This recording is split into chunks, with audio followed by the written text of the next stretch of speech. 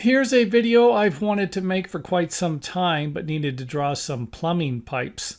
And that would be to give you an idea if you are going to be building a home with a crawl space and locating a doubler underneath a wall that needs plumbing. You're going to have maybe a sink or a toilet, something like that, bathtub.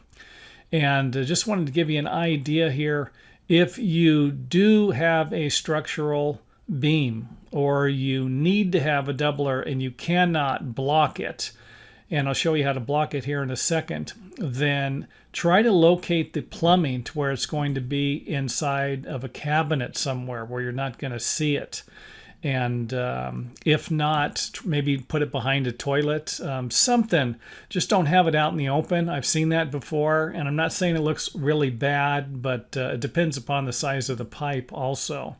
So this ought to give you an idea what I'm talking about. The plumbing pipe would come, you'd have a 45, come down to another 45 down, and then off. And of course, here's the doubler.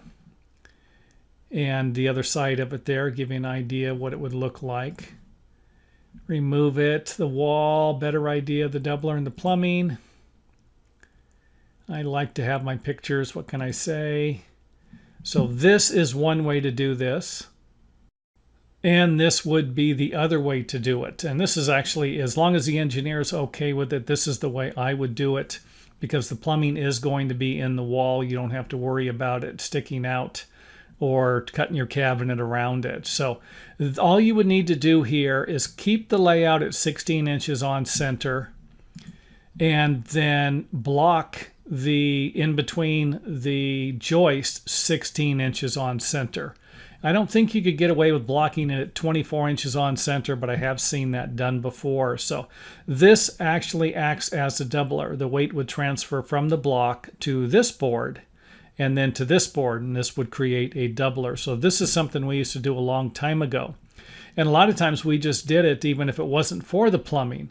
But this right here really does seem like it would make a big difference for someone who was going to be installing some plumbing in a wall, and you put a doubler underneath it, and it's not going to be in the wall anymore. It's going to be sticking out like the previous pictures showed. So this right here is just a quick tip I wanted to throw out there. Don't need to make a long video out of this.